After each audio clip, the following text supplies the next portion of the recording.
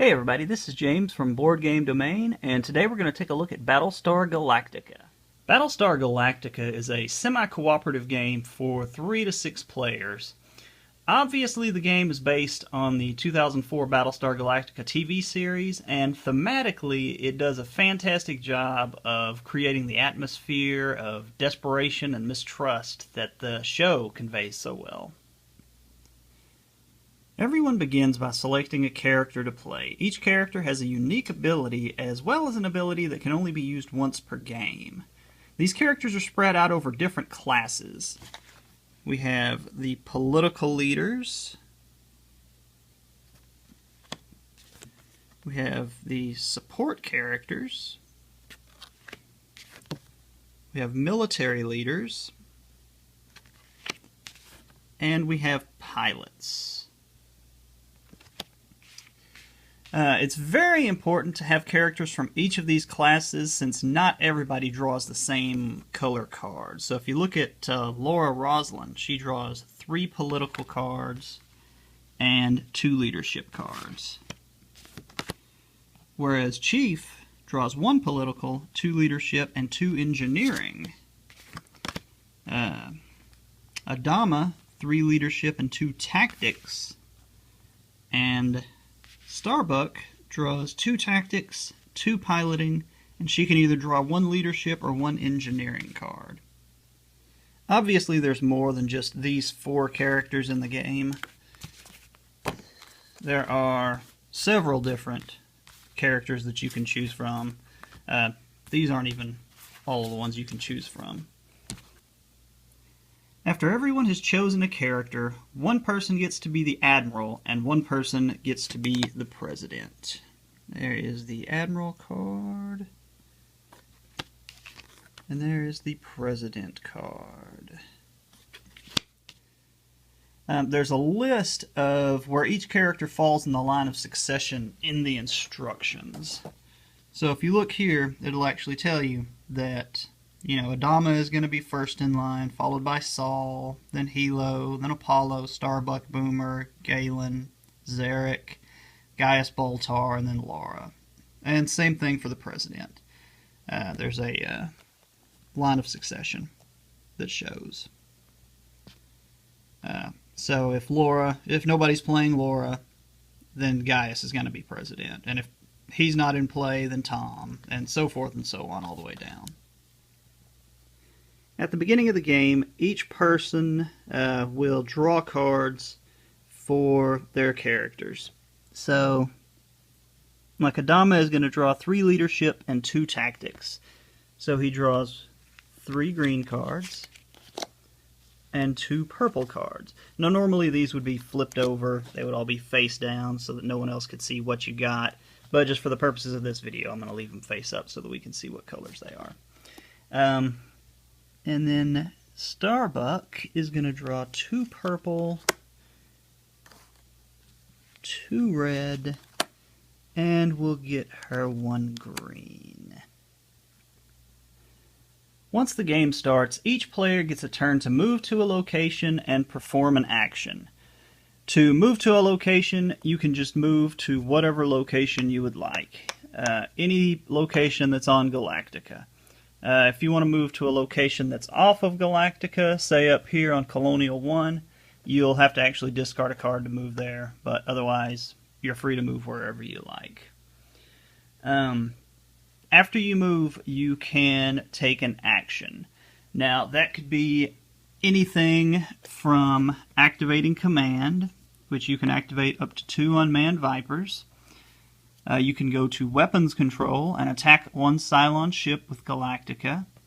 Or you can even go to FTL control and jump the fleet early if you need to. Let's say you're in trouble with some Cylons and you need to get out early. You can go there and activate the FTL control.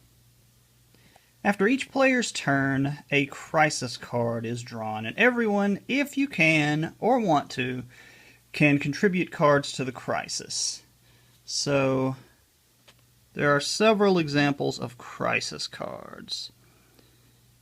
This one gives the current player a choice. They can actually attempt to complete this mission, or this crisis.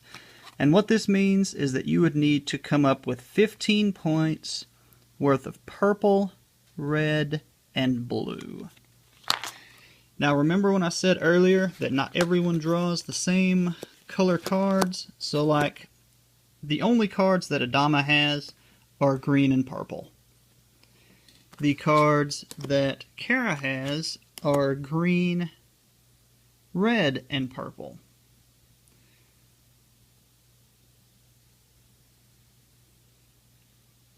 So, at this point, everyone will contribute cards face down into the center. So, let's say Adama is going to add, he's got a purple 3 here. So he's going to add that, and he's going to add that. That's 5.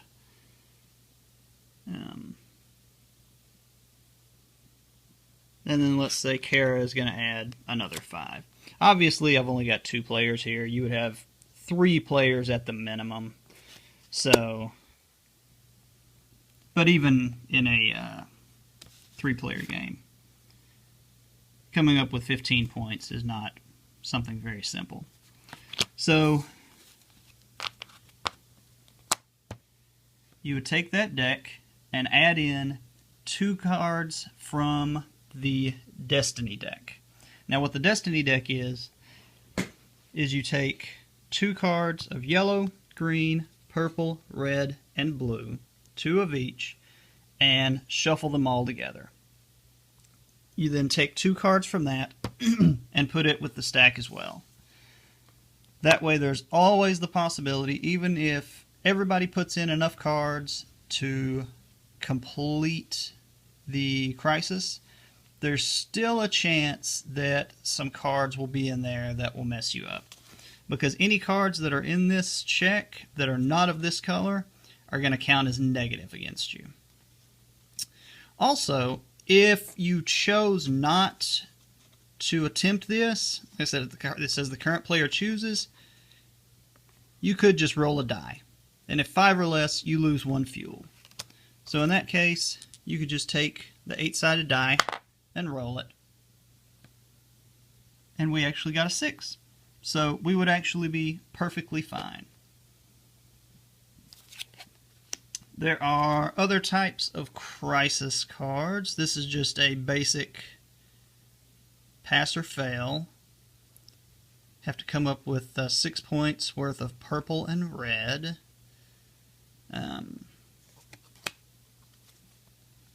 Have a rescue mission, which is an admiral chooses. So whatever player is currently the admiral will actually get to make the entire choice on this crisis card as to what happens. And of course there are some cards where the president gets to choose as well. Now obviously each of these crisis cards has a pass effect and a fail effect. Usually if you pass it, there's just not going to be any effect at all. But if you fail it, so in this instance, if you fail it, the current player is sent to sickbay and you have to destroy 1 raptor. These are your raptors. You have 4 of them. So, and they can be used for different things such as scouting and looking for fuel and looking for food and different stuff like that. So you don't want to lose them all too early. The next part that will happen on these crisis cards is this little icon here will tell you which Cylon ships activate. So in this instance, Raiders will activate. So we actually have 3 Raiders right here on the board. So what they're going to do is they are going to move 1 space. These little blue outlines are the spaces. And what they're going to do is they are going to move towards the closest civilian ships. These are civilian ships back here behind Galactica. And what will happen is if they are ever destroyed, you will lose resources. So it could be as little as this has no resources on it. So that would be all right. Whereas this one, you're going to lose fuel. That is fuel, and that is population. The last part is this little icon here, which is the jump icon. What happens when the jump icon is activated on a crisis card is that your jump preparation will move up 1. Once it reaches all the way to the end, Galactica will jump away, leaving behind any Cylon ships on the board. They are gone. You have escaped them. You can obviously, here in these blue areas, you can jump a little bit early by activating FTL, but it's kind of risky because you could potentially lose 3 population here, or potentially lose 1 population here. So I guess this would be a good time to take a look at your resources. You start off with 8 fuel, 8 food, 10 morale, and 12 population. Every time you lose a fuel, you'll just turn this dial. When you lose food, morale, and population. If at any point any of these 4 resources reaches 0, you immediately lose the game. Once you get enough jump icons to actually jump, the Admiral gets the opportunity to pick your destination. This is the destination deck. And the Admiral will draw 2 cards and pick one. Nobody else gets to look at the 2 cards, only the Admiral gets to look at the 2 cards, and he can pick one and play it face up. There is anything from a 1 distance, which has a fairly low cost, lose 1 fuel and gain 1 food. So that's not too bad, but the 1 distance is not great. And then there are 2 distance for 2 fuel. That's not bad. And then there are 3 distance, which usually has a higher cost, so you would lose 2 fuel, then draw 1 civilian ship and destroy it, and lose the resources on the back. So the Admiral has to decide, do you want to move slowly and safely, or do you want to kind of go a little bit more quickly, but take some risks and potentially take some losses that you might end up regretting later on. Another type of crisis card that you might draw are the Cylon attacks. So for example, this one is a massive assault, and it shows you how to set the board up with 2 base stars, some raiders, some heavy raiders, civilian ships down here, some instructions. You need to activate these, your setup, your special rule. So like this has power failure, so you would actually reduce your jump track by 2.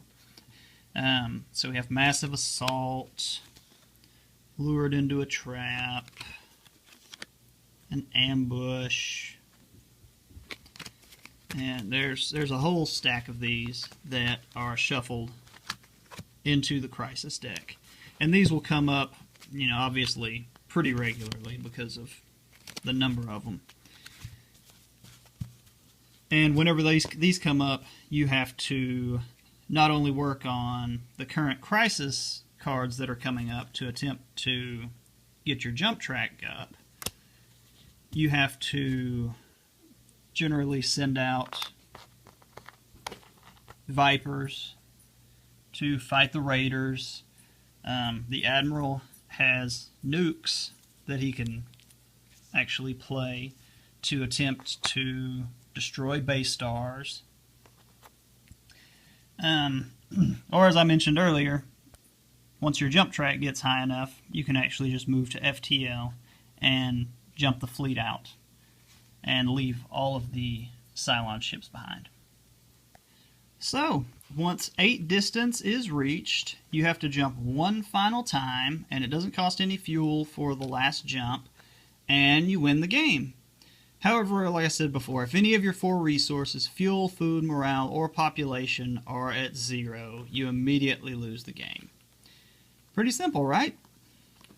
Well, if you remember back at the beginning, I said that this was a semi-cooperative game.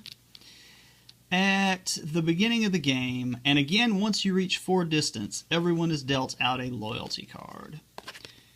Every loyalty card will either say, you are not a Cylon,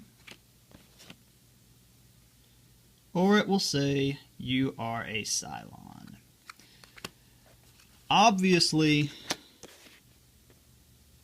the Cylons and the humans are not on the same side. These cards are kept secret until a Cylon chooses to reveal themselves.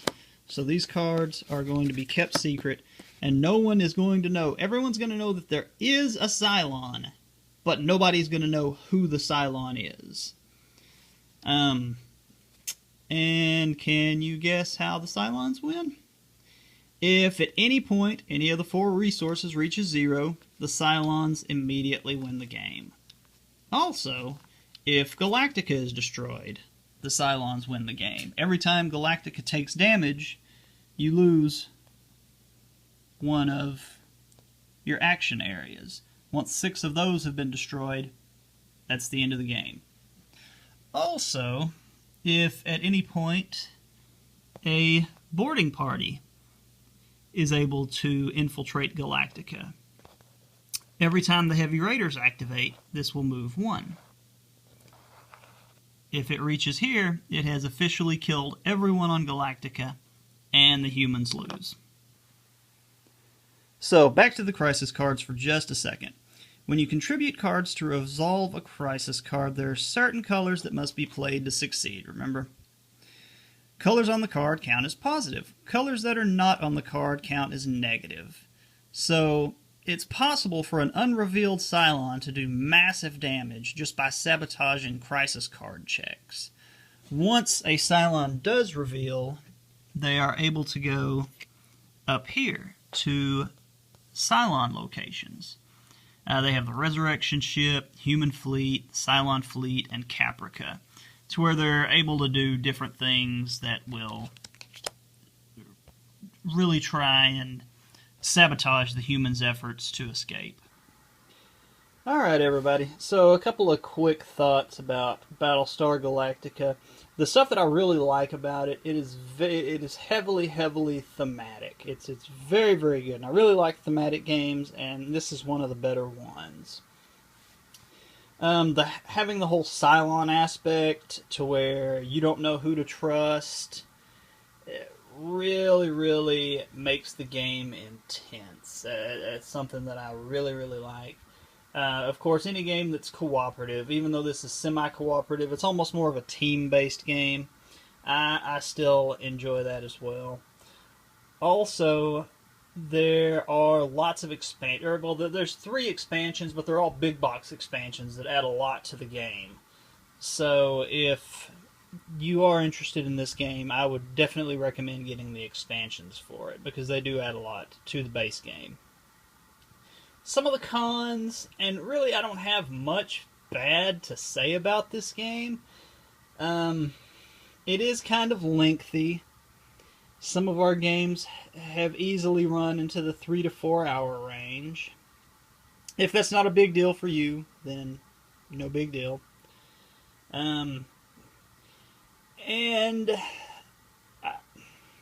I even hesitate to call this a negative because it does add to the intensity, but there have been games that have come down to a single dice roll. So, we're at the end of the game, it's the very last turn of the game, and we roll a die. If we roll good, we win. If we roll bad, we lose. So, if you're okay with that, that could potentially happen at some point. For me, it wasn't that big a deal, but for some people it might be. Now, obviously, I didn't go over every aspect and rule of the game, but hopefully this will give you a basic overview of the game. If you like this video, please give it a thumbs up. If you would like to see more videos and future videos, please subscribe. Thank you again for watching, and I'll see you next time.